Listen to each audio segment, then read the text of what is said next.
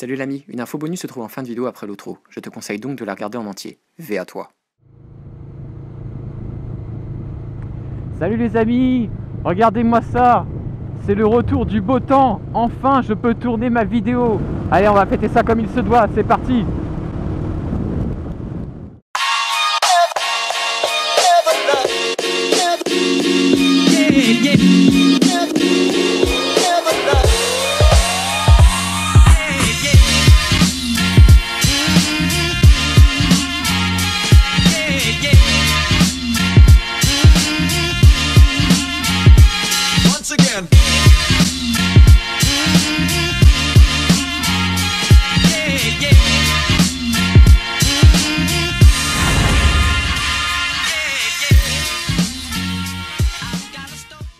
Yo les amis, nous voilà sur la 125 Duke pour un comparatif formation 125 ou scooter et permis à 2. Donc tout ce que je peux vous dire me concernant sur la formation 125, c'est que je vous en avais parlé brièvement dans l'une de mes vidéos. La formation 125, au final je l'ai passée parce que je voulais pas m'embêter à passer le permis à 2. Pour moi c'était plus pratique qu'autre chose et plus économe évidemment parce que ça coûtait moins cher. Ceci dit, j'ai senti la différence. J'ai grandement senti la différence. Wow, une Ferrari. Oh yeah! Donc la formation 125 pour moi, ça n'a pas été franchement une réussite. De mon côté, hein, je vous parle de mon point de vue. Parce que finalement, je me suis rendu compte que c'était vraiment une formation très limitée. Vraiment très limitée. Alors pourquoi je l'ai faite? Question bête, hein.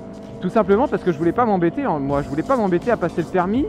Le permis c'est du temps, c'est de l'investissement, c'est de l'argent également. Un budget formation 125 et un budget permis c'est pas pareil. On va pas parler de la moto, hein, parce que la Duke je l'ai acheté neuve, donc à ce prix là j'aurais pu avoir une bonne moto d'occasion en gros cube. Je vous parle exclusivement de la formation, pas de la moto. Je vais vous raconter un petit peu comment s'est passée ma formation 125. Donc je l'ai passée en fin 2016, je mettrai la date parce que je m'en souviens plus, je la mettrai dans le montage. Donc je l'ai passée dans une très bonne auto-école, hein. Je ne ferai pas la pub de l'auto-école en question, mais sachez que c'est une grande enseigne et qu'elle est réputée pour donner de très bons cours.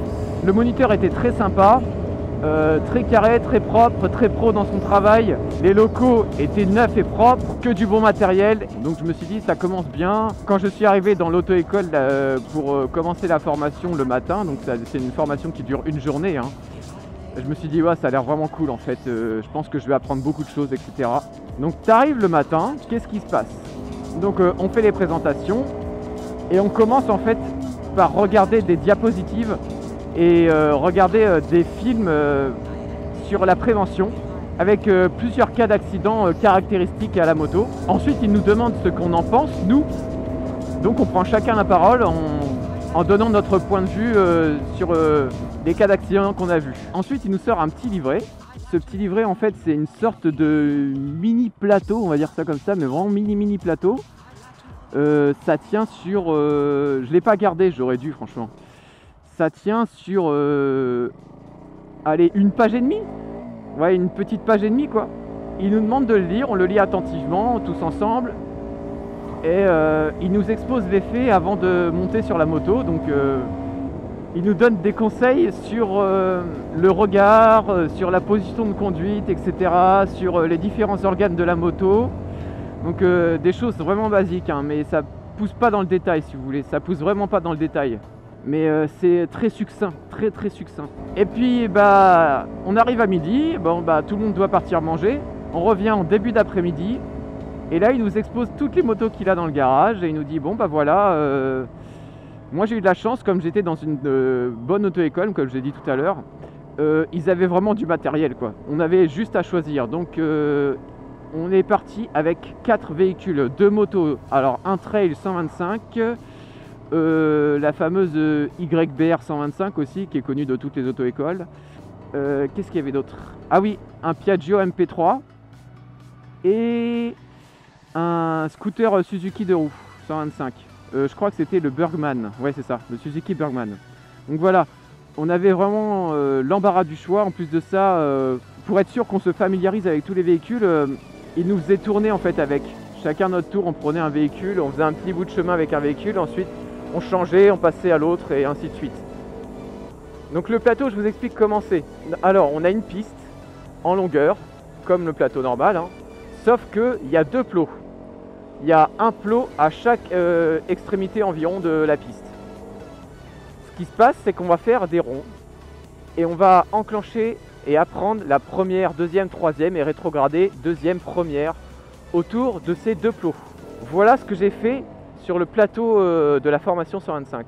On a fait que ça, des ronds, des ronds, des ronds. Des ronds, première, deuxième, troisième, rétrograde, deuxième, première, et ainsi de suite. Pour un petit côté fun, on a changé de côté, bien sûr, on a tourné dans un sens, puis dans un autre. Mais voilà le plateau de la formation 125. Pour vous dire, hein, c'est vraiment très très limité. Il y avait 2 personnes qui n'avaient jamais fait de moto lorsque j'ai fait cette formation.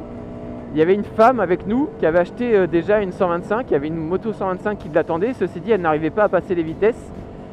Et du coup, elle arrivait vraiment pas à passer les vitesses, hein, elle a vraiment galéré pendant 2 heures. Du coup, elle a dû passer au scooter et malheureusement, elle va devoir repayer 2 heures, enfin, elle a dû repayer 2 heures, pardon, pour se perfectionner à passer les vitesses sur sa moto parce que c'était vraiment dangereux, quoi. On voyait qu'elle maîtrisait pas, en plus, elle avait peur, vous savez, c'est normal, hein, quand on maîtrise pas, on a toujours une sorte de sensation de peur, hein. Ensuite, on a fait nos heures de circulation, donc on a tourné environ 2h30. On a fait très peu de grands axes.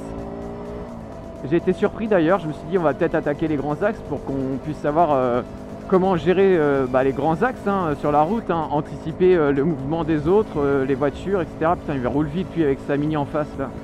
Et non, on n'a pas fait de grands axes, on n'a pas fait de périph, on n'a pas fait d'autoroute, ni rien.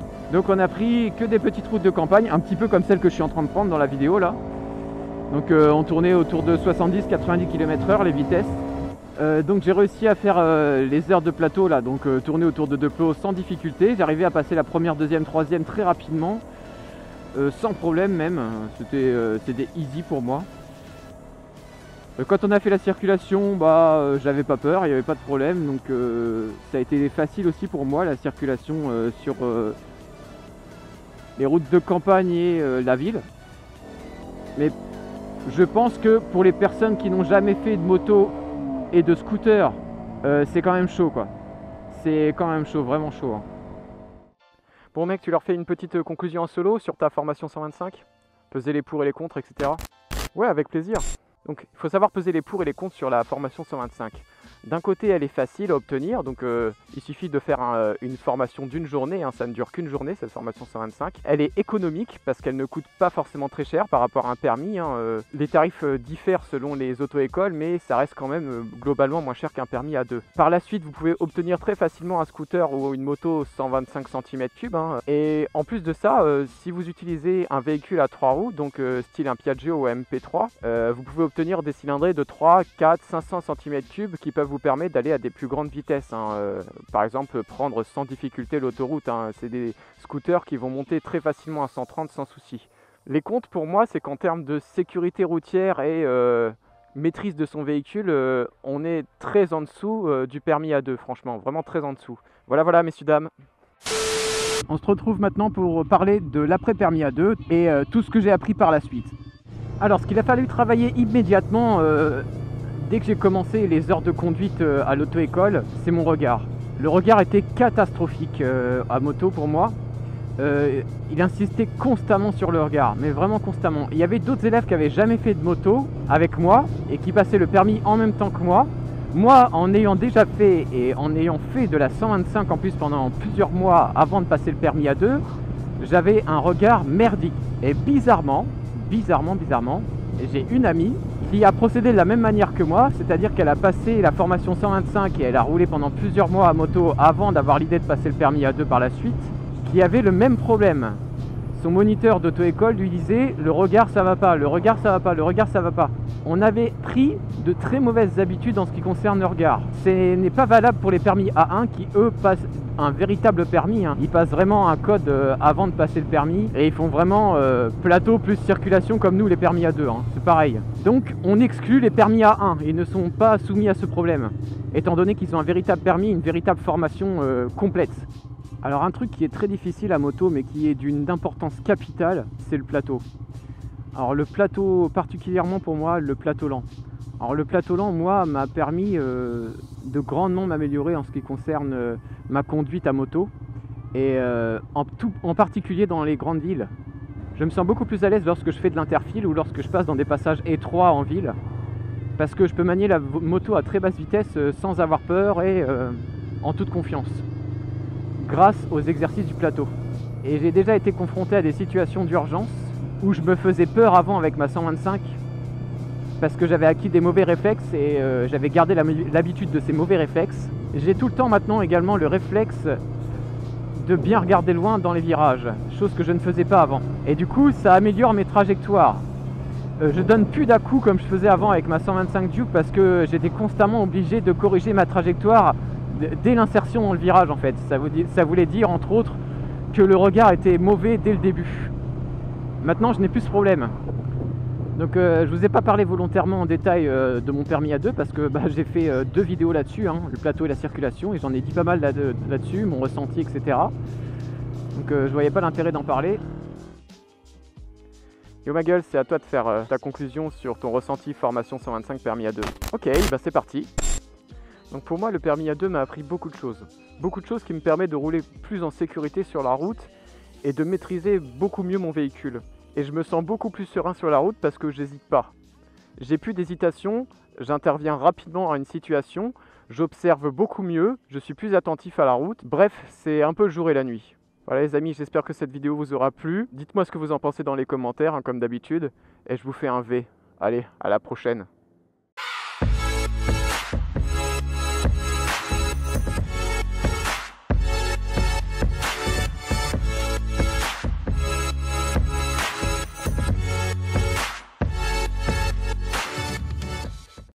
Yo les amis, on a quelque chose à vous dire avant la fin de la vidéo.